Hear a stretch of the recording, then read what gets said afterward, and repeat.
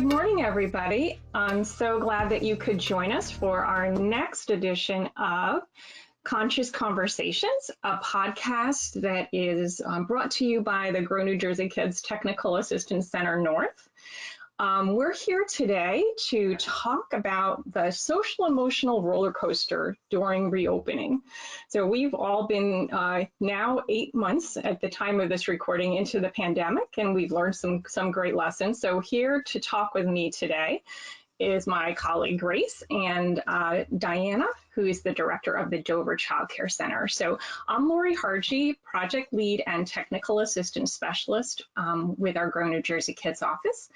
And I've been working with Grow New Jersey Kids at the TA Center for 2 years now. And I'd like to turn it over to my colleague Grace, who back in the day, when we used to go into the office, we would sit side by side right next to each other, not socially distanced at all. Okay, so thank you, Lori. My name is Grace Gillard-Joan, and as Lori said, we are co-workers, and we are next to each other in the screen now, which is still something to be happy about. We are here today to discuss and to talk a little bit about this situation that we are all in and some experiences that are very valued in the early childhood education field. Today we have Diana Kwasnik with us. She is, as Lori mentioned, the director of Dover Child Care Center in Morris County. I believe as the TAS of that center, and after our 3 years now relationship with Diana, that is a great example to be shared.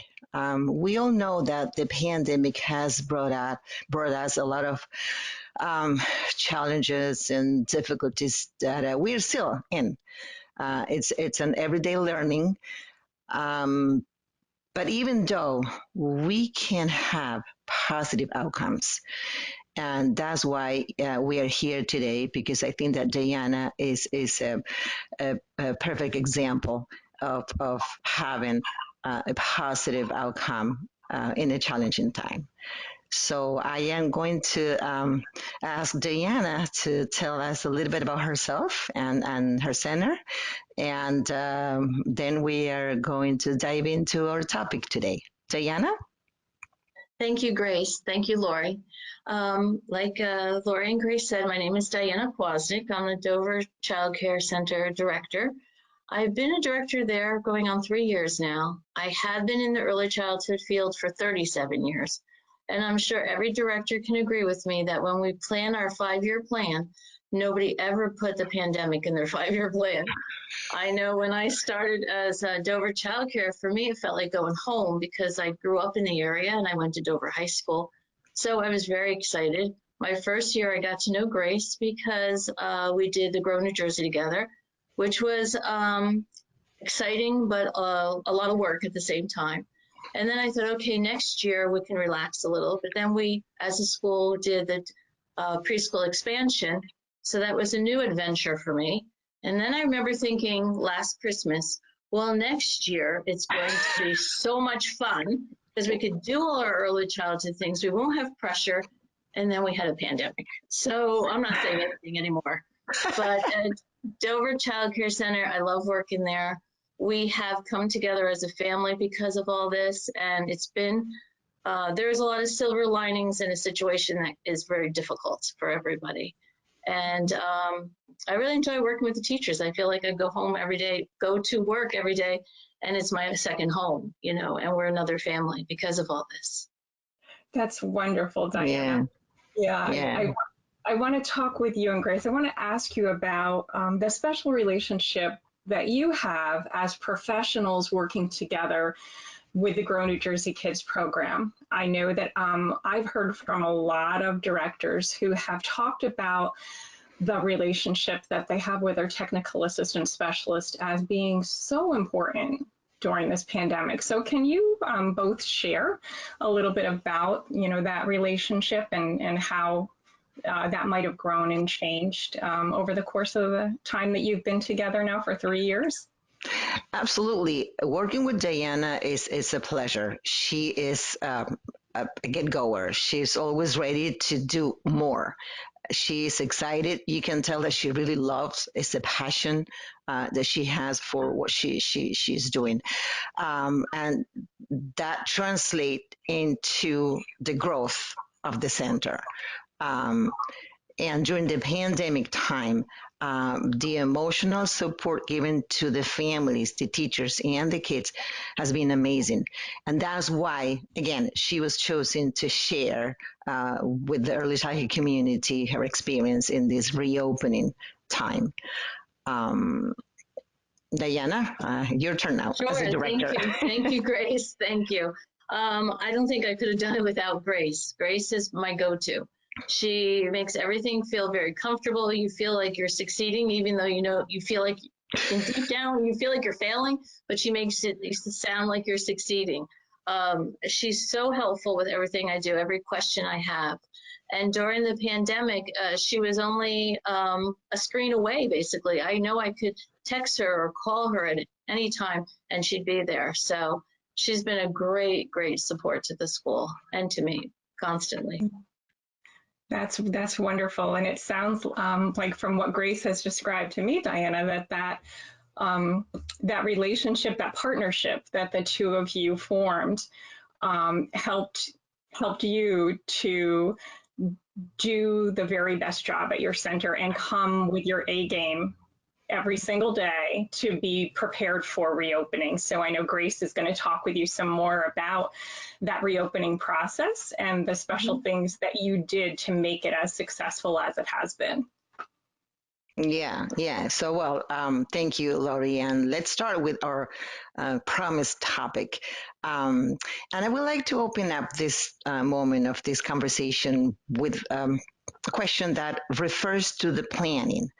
Um, and I would like Diana to talk about a little bit of all the things that went well due to the planning, all the things that you knew that they were going to be well because you plan to happen that way. Okay, Grace. Well, when it all first started, I know we all thought that we were just going to be off for a few weeks and then we'd be back. So when the reality of everything set in, I knew I had to really be in contact with everybody right away. I didn't want the parents to think that anybody was sick. I wanted to make touch base to see how healthy everybody was. So I started with the teachers, and we did a lot of text messaging, which worked well for all of us. We did a lot of memes, birthdays. So I stayed in contact with the teachers. With the parents, we stayed in contact through emails, but that didn't seem to work so well. It was more Facebook, putting ideas on Facebook, having all the teachers do a hello to all the parents so the children can see that their teachers were healthy, that we're all healthy. We also did, I was showing everything on Facebook, and Connecting Dover, which is another organization in Dover, was actually sharing our information. But we had to constantly be thinking outside the box, because when I would share activities, I didn't want the parents to go out shopping for things. I wanted them to use what was in their home. So I was constantly thinking outside the box. But also Zoom meetings, there was a lot of emotions involved. So when we had our first meeting in person, when Governor Murphy told us we could open, I remember going to the school, and I had help, and before the teachers arrived, because when I walked in the school, it was sad because it was still March in our school, even though it was July in reality. So we took everything down, we painted, we rearranged all the furniture, because I am a very visual person. So to me, knowledge is power. So I had all the knowledge from the CDC, from Bureau of Licensing. We had a technician, somebody that I would talk to, or that I'd ask her questions. I connected with other directors on Facebook, but the teachers didn't have all that. So I wanted a visual. So I made sure all the tables were 6 feet apart, so the teachers could walk in and see. It was a change, because our hallways, usually we had little libraries and things like that, but I had to take it out of the hallway because I didn't want children touching things for fear of contamination. So when the teachers came into the building, I think that was an eye-opening experience for them because they saw what was expected. And then we had a meeting and went through every single detail from the opening to the closing and how parents were not allowed in the building. And I told the parents, the teachers in the beginning, I can't do this alone. It has to be all of us. One person cannot do this. And it was great because they had ideas. We shared our ideas. I said, if you ever have ideas in the future or you see something's not working, we have to work together. And because of all of that planning, it gave the security for the teachers. And with the parents, with the planning, I had to share with them how we were cleaning the schools. The person who was cleaning the school, I couldn't be in the school when they're doing it. So I asked for them to send me pictures. I sent those pictures and put them on Facebook so they could see what we were doing to clean the school. Our UV lights, when we ordered them, I put them on Facebook, and I showed the parents how they worked. So we shared a lot. Plus, the parents all had to read exactly what was to be expected and had to sign that they read it. And our parents are bilingual, so we did English and Spanish. So all of that had to be done to make people feel comfortable. Even outside, like I said, on visual, I had lines so the parents would know where they had to stand when they arrived, what the X meant, and how we had to stay 6 feet apart from them before we asked them all their questions or before we took the temperature and washed hands. And parents had a few questions. They're like, do you have to ask me these questions every day? We're like, yes. They said, can't you just say, oh, well, the same questions as yesterday? We said, no, we have to literally ask you every question every single day.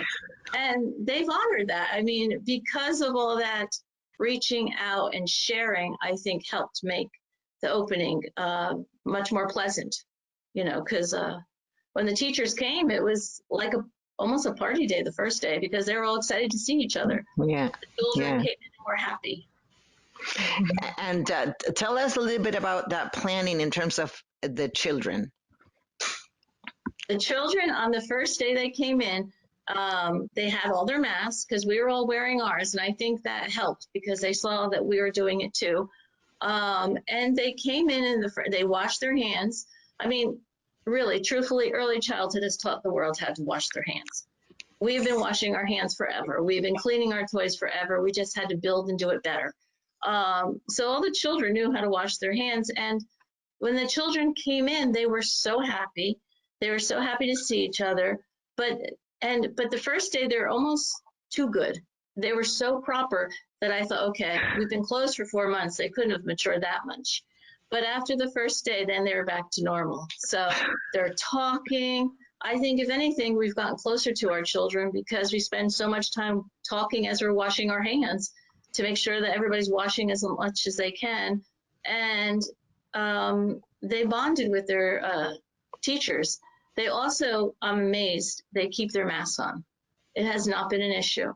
Our 2-year-olds, it's a little trickier, but you have to keep reminding them. After a couple weeks, they got much better at it. 3- and 4-year-olds, no problem. They remind each other to put their masks on.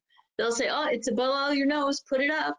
So they're looking out for each other. So that's working very nicely also. So it's a positive. I love what you said, Diana, about how early childhood has taught the world how to wash their hands.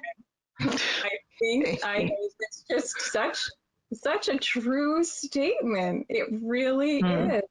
I hear, directors tell me that they're hearing from teachers in the public school who are saying, oh my gosh, all this hand washing, and early childhood people are saying, no, we do this all the time. Maybe in the elementary years, it's not so frequent in the public school, but in an early child care, early childhood center, absolutely. Yeah.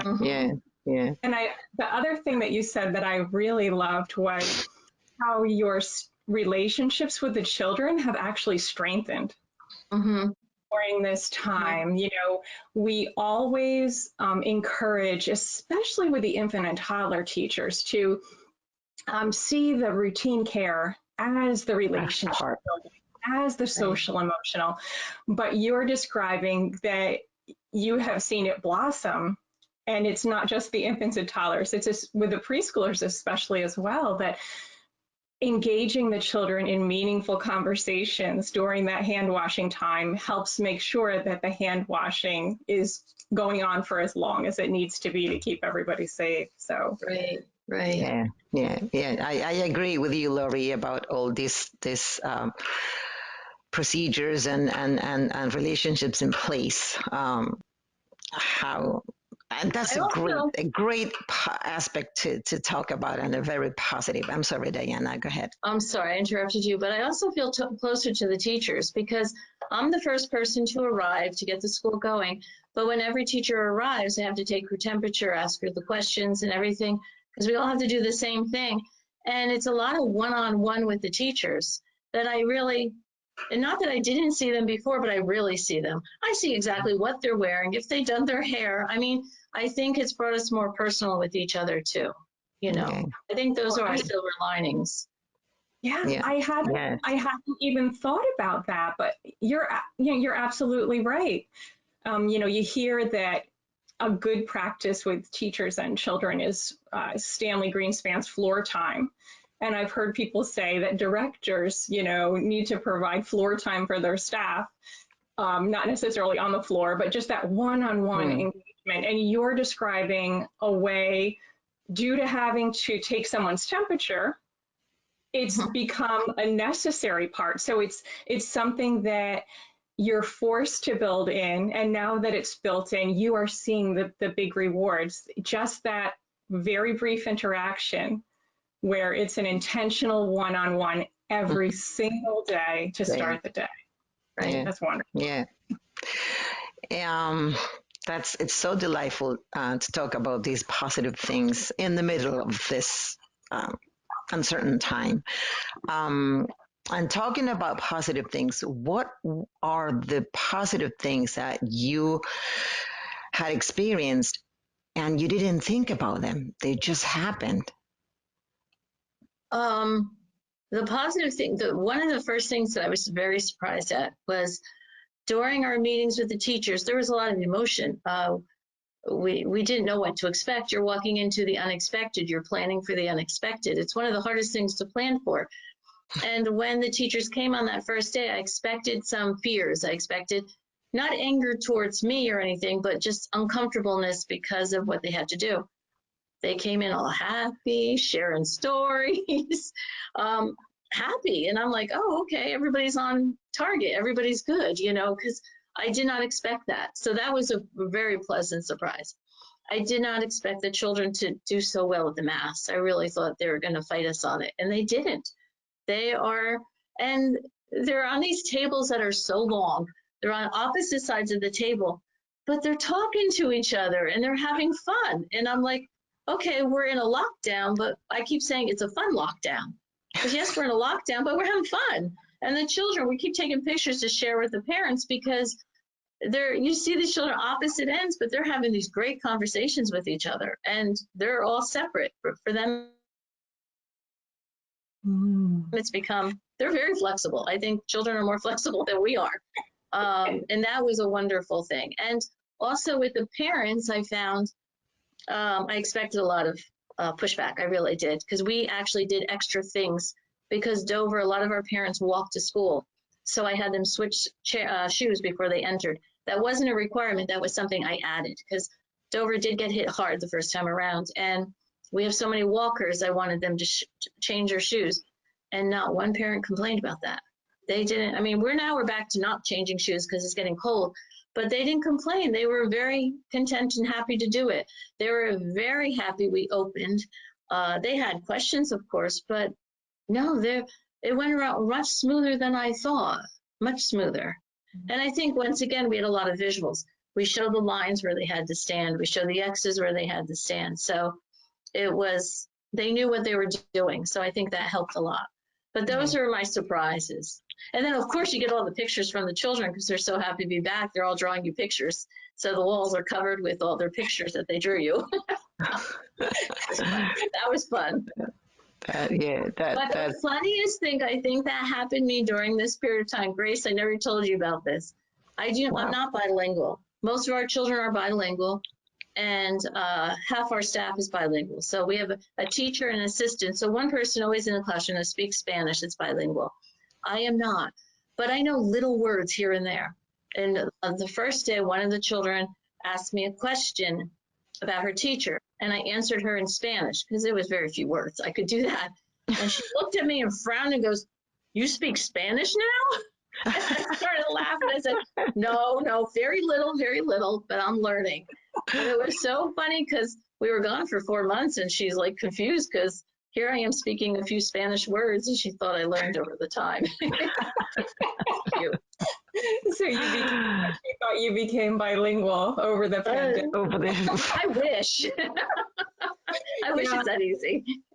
And what you said about the mask, Diana, I think that so many folks in the early childhood community had that same aha moment that the kids are showing the adults how to be appropriate and compliant with their mask. I have a friend who's been a director of a child care center for years, and she told me a story of her 2-year-old teacher was outside on the playground with the children, and they were able to be completely socially distanced, and the kids were all wearing their masks. And so she went and approached the teacher quietly and said to her, it's okay, they could take them off for a few minutes outside. And the teacher said, they won't.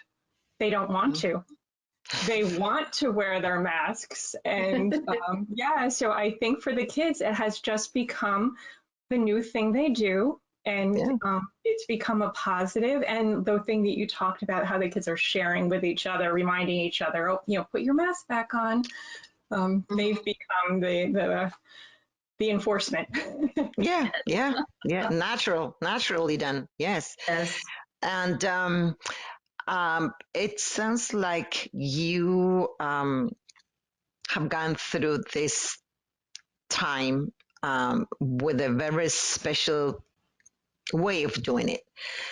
So I wonder the self-care that somehow allows you to face this situation in a way that would give you the strength that you need. So let's talk about a little bit about your self-care plan, if any. Well, of course, I'm trying to sleep properly and eat properly. During the pandemic, that was really nice because my daughter couldn't go to college either. She was home, and we'd go for walks every day at 3:00. So that was always nice because it got me away from all the pressures of everything I had to learn, and I listened to her world, what was happening in her world. So that's been nice walking with my daughter. So that's something that I've done. Also, I've done things that are kind of silly, like I'll read books that don't have deep. You're reading for fun because you're learning so much. I'm reading very simple books, so that is just something for fun. So I'm not taxing my brain. I'm entertaining myself. And silly things. I just blast the music sometimes and dance around the house and do things like that because it's silly and it's fun. That for me helped a lot.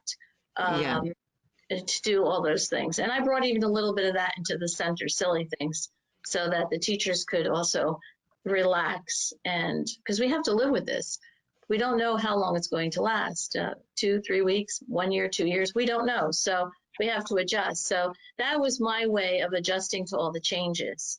Yeah, that sounds terrific. Can you share some of those silly books that you read? To me, to some people, they might not think it's silly. I'm a big Outlander person. I love time travel. So I've seen all the Outlanders, but now I'm reading all the books. So for me, that's simple reading because I saw all the movies already. So it's just simple. I know what's going to happen. But it's just simple reading for me. It's not as technical as CDC and Bureau of Licensing things that we have to think about. Yes. Okay, so I think that we are kind of reaching to an end of this pleasant conversation. I don't know, Lori, if you want to add something else. I just wanted to reinforce what Diana had said about the walking. I think that trying to intentionally get out in nature at least one time every day. And I know now that we're dealing with, the daylight savings time coming to an end. And so we've got our darkness happening earlier in the afternoon. But I think just trying to find that time to get out and take a few deep breaths outside can be so refreshing and helps to really clear your mind. Because as you said, we don't know how long this is going to go on, but we have to be prepared. And as you described, the kids in our care, the families that are relying on us, the staff in our programs, they're all relying on the director to set the tone and to set the course for how we're going to deal with this. And it sounds like you have really worked hard in your planning process, and being very communicative. I loved when you said earlier that you tried to reach your families through emails, and that wasn't really working so well. So you changed it up. You switched over to Facebook, because the whole idea of communication is to make sure that your message is reaching the ears. And if it's not working one way, finding the way that it is going to work. And you mentioned how the families were so happy to be back, and you were worried about pushback with the extras that you put in place, like changing shoes, but you didn't find that. I think that just demonstrates how well you communicated with them through this and how much they trust you to have the best interest of their children at heart. And I think we're finding that with Grow New Jersey Kids Centers, that families have come to expect a certain level of quality, and they know that it's there. And so when that center says, this is what we're going to do, and this is why we're going to do it, they're just ready to step up, because they see what's going on in their children's lives. Because of the parent engagement, because of the communication, they know that their children are getting the very best that they could possibly get when they are in this program. So thank you so much for sharing. And one thing that I would like to add is like Diana, she knows her families, she knows her staff members, she knows her children. So she has developed that sense of knowing what they need, and customizing whatever needs to be that to those needs. So I think that's a skill that Diana, I don't know if she had it previously or she has developed based on the center, but that's something that it's crucial in all these results. And I'm glad that Diana, you were able to share with us this experience. And I would like to ask you if you will, I don't know, something else to add, something else that you didn't mention and you would like to. One other thing, yes, is it's an ongoing thing of what we're doing. Back to school, everything is changing. We're constantly having to look outside the box. And I keep telling teachers we're on to a new adventure, because things that happen are thrown at us. We can't look at them as a negative. We have to look at it as an adventure. That's how I see it. And like the roller coaster, I tell my own children, life is like a roller coaster. We go up and down and all around. You have to hold on tight. The ride is not always fun, but we have to do it together. And that's why we look at everything outside the box. Like our back to school night was virtual. I sent emails. We sent out videos of the teachers talking about their classrooms, since the parents couldn't come in. So it's constantly being evolved all the time. So that's what helps, I think, with all of this going on. I think that you highlighted just something that's so important there. I've always said early childhood is a work of heart, and it's all about the relationships. So the relationships that are built within that early childhood program and being together, and then the relationships that are built through the Grow New Jersey Kids program. So the relationship between the technical assistance specialist and the child care center director. And before the time with the technical assistance specialist, it's the quality improvement specialist, and it's the infant toddler specialist, and all working as a team. It's Cefi and Rutgers training. And then during the pandemic, it was pop-up groups of directors working together to share strategies for how to get through this together. Yeah, yeah, How to get things together. So that relationship aspect, and the way you described, Diana, of those relationships strengthening, because although we are needing to be physically distant, we don't need to be socially and emotionally. Right. We can still be, and you talked about the kids at the opposite ends of the table, still very much engaged and very much enjoying their friendship and their camaraderie and their time together. Yeah, and I think that is going to give us the strength that we need to navigate what's to come. Mm-hmm. That togetherness, even in a virtual way or 6 feet apart, is still togetherness and still feeding our souls and our spirit and helping to keep us going. Yes. Yeah. So thank you so much. Thank you, Diana, for joining us today. And thank you, Grace, for all that you've done to keep your programs in a positive spirits and working together. Thank you. Thanks, everyone. Thank you, Diana. Thank you, Grace.